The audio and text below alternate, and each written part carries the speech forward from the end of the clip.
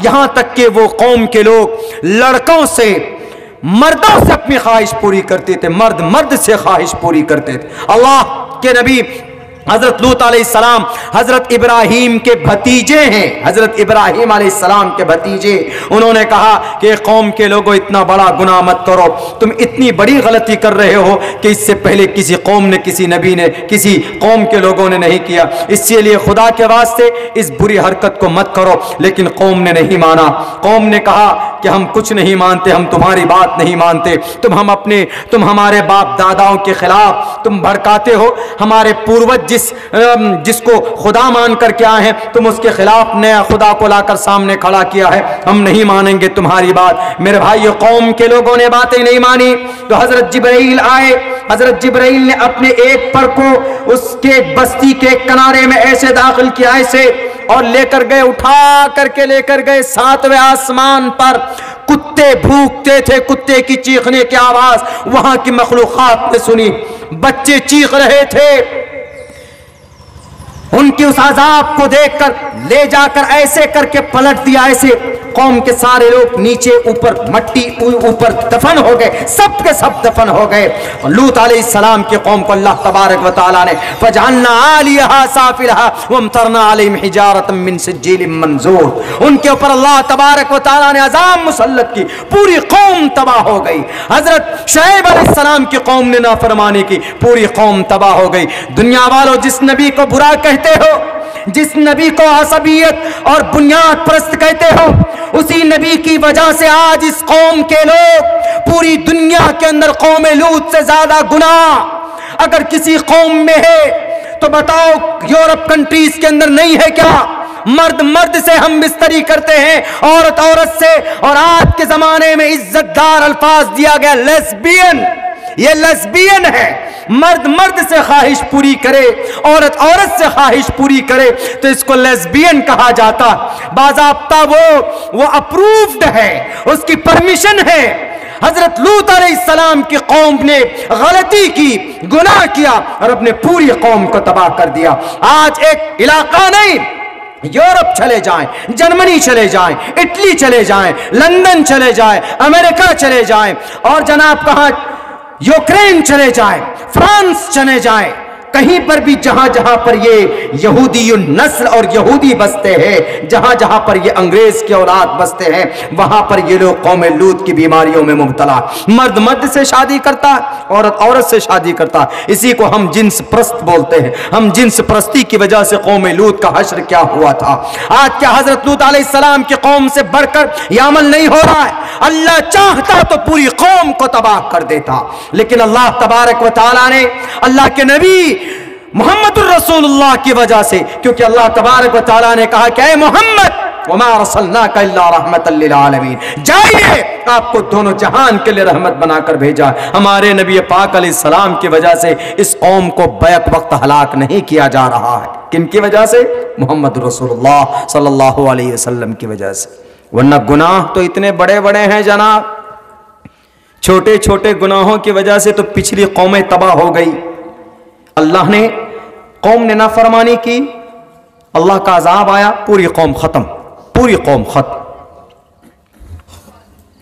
लेकिन उनसे ज्यादा बड़ा बड़ा गुनाह हमारे कौम के लोग करते हैं, लेकिन अल्लाह तबारक व तआला ने फिर भी इस कौम को बैक वक्त आप देखेंगे पूरी कौम को अल्लाह ने कहीं पर अजाब से हलाक नहीं किया है।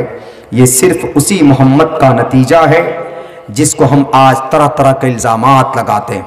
अरे ये मोहम्मद तो ऐसे हैं, I want to be a great economic man, how can I be, how can I, कैसे हो सकता है, कैसे बनेंगे? नबी की जिंदगी उठा करके देखो, आपको वहां पर सब कुछ मिल जाएगा। मेरे भाइयों, मेरे साथियों, हम जिस दीन और जिस शरीयत को लेकर चल रहे हैं, यकीनन इसमें दुश्वारी है।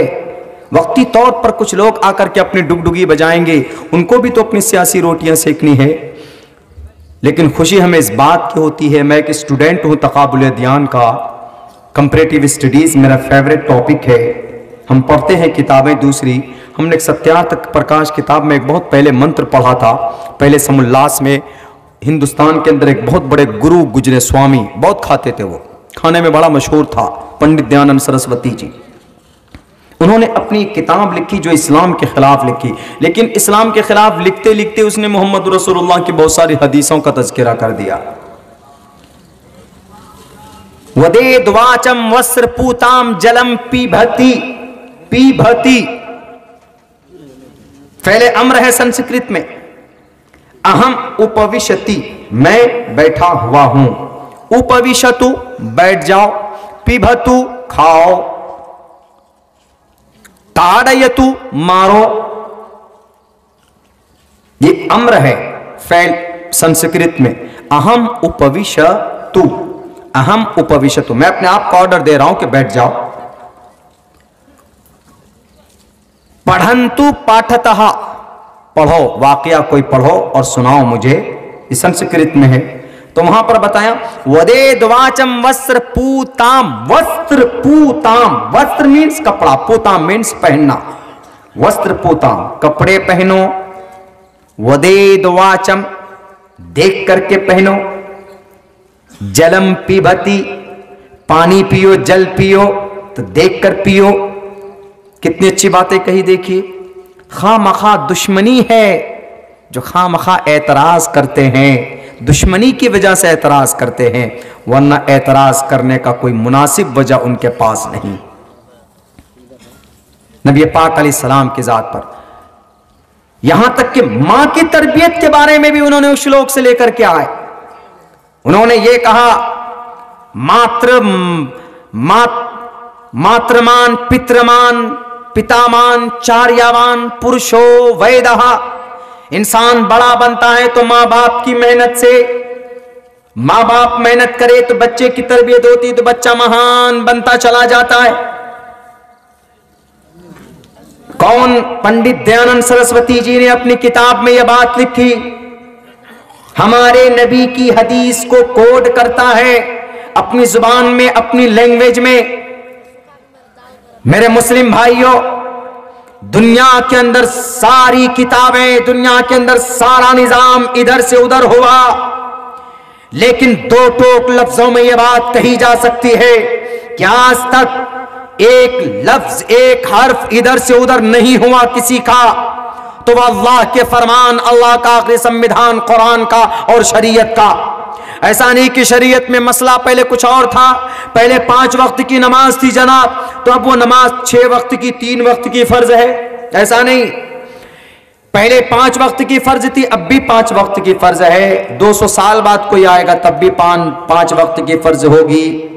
ऐसा नहीं कि बदलती, इसमें बदलाव की कोई गुंजाइश नहीं, कोई शक्ल सूरत नहीं, कोई नहीं बदल सकता। नस्से कतई में फरमान डायरेक्ट कुरान और हदीस से जो मिल जाए, कोई उसमें तगय्युर और तबद्दुल नहीं कर सकता। लाख दुनिया बुरा कहे, बुरी कहे, हमें किसी के ऊपर कान नहीं देना, किसी की तरफ तवज्जो नहीं करना। हमें बस जो पैगाम हमारे बीच में है, जो शरीयत हमारे बीच में है, हमें उसको लेकर आगे बढ़ते रहना है इंशाअल्लाह तबारक व तआला। अभी मदरसों के ऊपर कुछ एतराजात हैं, हमारे और आपके मदरसों के ऊपर, मैं इसके ऊपर रोशनी डालना चाहता हूं।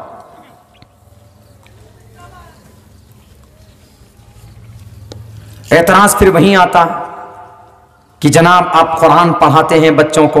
वो एक जगह हमारे तरफ मधुबनी डिस्ट्रिक्ट में एक जगह, वो शायद वो टीवी 9 वर्ष भारत ऐसे कुछ है, वो भारतवर्ष वाला पहुंचा। अब वहां जो बच्चा था वो तो कुछ बता नहीं पाया। उससे पूछा कुछ से कुछ, उससे पूछा होगा कि भारत का प्राइम मिनिस्टर कौन है, नहीं बताया होगा। बच्चा, छोटा बच्चा, एकदम बिल्कुल बेसिक, छोटे छोटे बच्चे कैसे बताएंगे।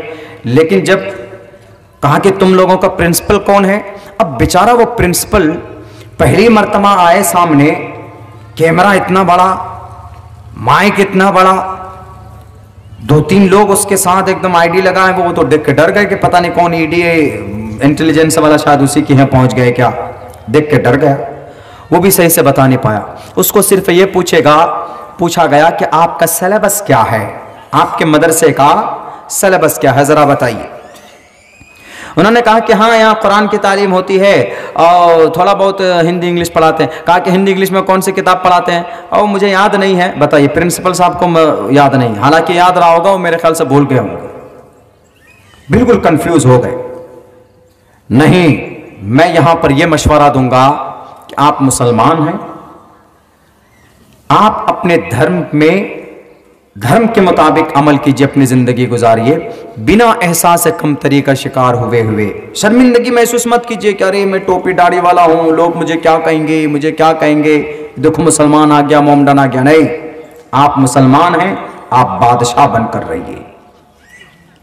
मैं सफर करता हूं पूरे भारत में, कल मैं कटिहार जाऊंगा, परसों चंपारण जाऊंगा, 1-2 रोज के बाद उत्तर प्रदेश, उत्तराखंड, वहां से फिर सफर होगा महाराष्ट्र का, फिर मैं आपका मालदा आऊंगा, उसके बाद फिर मैं चला जाऊंगा लखनऊ, फिर चला जाऊंगा मैं उड़ीसा, हर जगह जाता हूं मैं।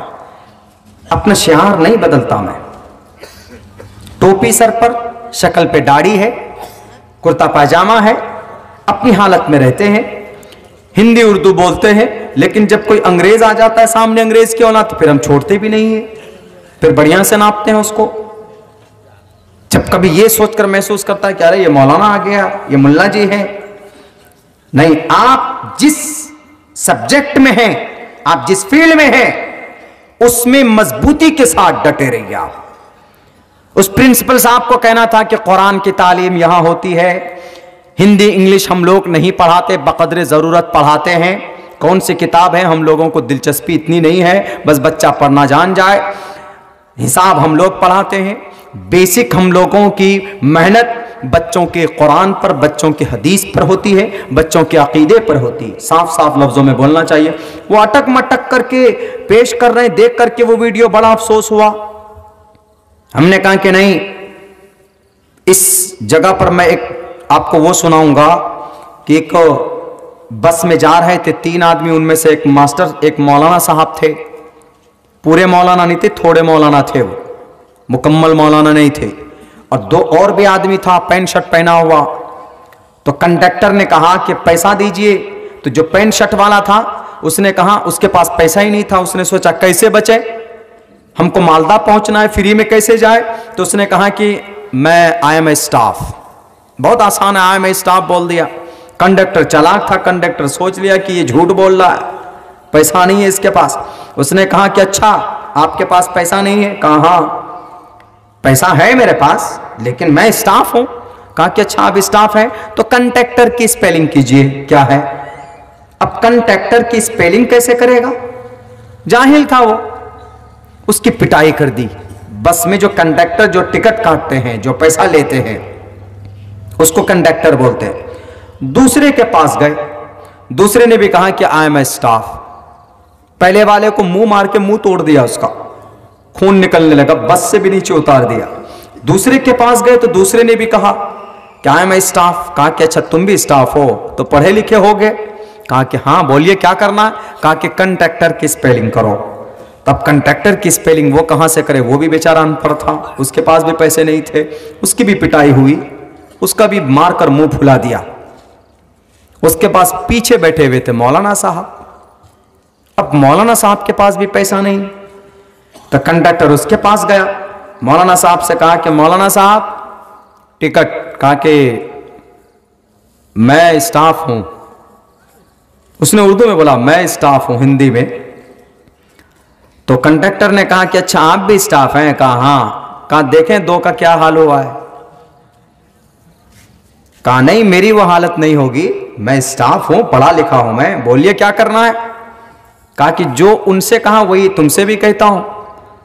कहा वो स्पेलिंग करना है कंडक्टर का। कहा कोई बात नहीं स्पेलिंग करता हूं मैं। अब वो बेचारे मौलाना वो कभी मदरसा नहीं गए, स्कूल नहीं गए, अंग्रेजी ABCD जानते ही नहीं, कभी पढ़ा नहीं, ABCD क्या है नहीं है, कैसे करे वो कंडक्टर की स्पेलिंग। अब बेचारा कंफ्यूज हो गया। कंफ्यूज क्या, पसीने भी छूट रहे। क्यों?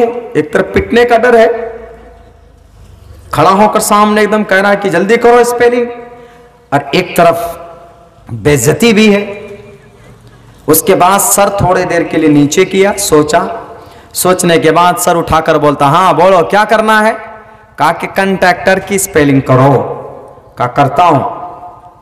उन्होंने करना शुरू किया, कहा काफ नून जबर कन, टे ये काफ जबर टेक, टेरे जबर टर, कंटेक्टर। अब बेचारा जो कंडक्टर था वो कंफ्यूज हो गया कि ये कंडक्टर की स्पेलिंग कौन सी जुबान की स्पेलिंग। कहा कि ये स्पेलिंग किया तुमने? कहा हाँ स्पेलिंग किया हमने। कहा कि स्पेलिंग कौन सी जुबान में किया है? लातीनी जुबान में किया है कि फ्रांसीसी जुबान में किया है कि फ्रेंच में किया? कहा कि अरे हमने उर्दू में किया है। कहा उर्दू में स्पेलिंग होता है? कहा स्पेलिंग नहीं होता, हिज्जे होता है, हिज्जे। भला आप बताओ 2-3 जगह। कहा मीम वाजबर मौ, लाम अली जबर ला, नून अली जबर ना, मौलाना। कहा और बताओ। कहा मीम मदरसा, मीम जबर मा, दाल जबर दर, सीन है जबर से मदरसा। कहा और बताओ। तो 3-4 बताया। तो वो कहा कि ये उर्दू में स्पेलिंग है। कहा हाँ उर्दू में स्पेलिंग। अब बेचारा वो जो कंडक्टर है वो सोचा कि बड़ा आदमी है, प्रोफेसर है शायद। उठाकर कहा चलिए सर आगे बैठिए। अब बेचारा वो नर्सरी के वो दिनियात के उस्ताद अपनी जिस लैंग्वेज में पकड़ है उस लैंग्वेज में उन्होंने काम किया, अक्लमंदी से काम किया, तो पिटने से बच गया वो। नहीं तो अगर वो भी कहता कि अरे यार स्पेलिंग को बोलना, मुझे स्पेलिंग नहीं आता, स्पेलिंग आती नहीं है, और वो भी अगर मना कर देता या उल्टा पुल्टा करता तो पिटाई होती बेचारे की। लेकिन देखिए कैसे दिमाग लगा के बचाया, अपने आप को बचाया। सम्मान और मिली उसको, स्पेशल सीट पे जाएगा कि उसको बिठाया।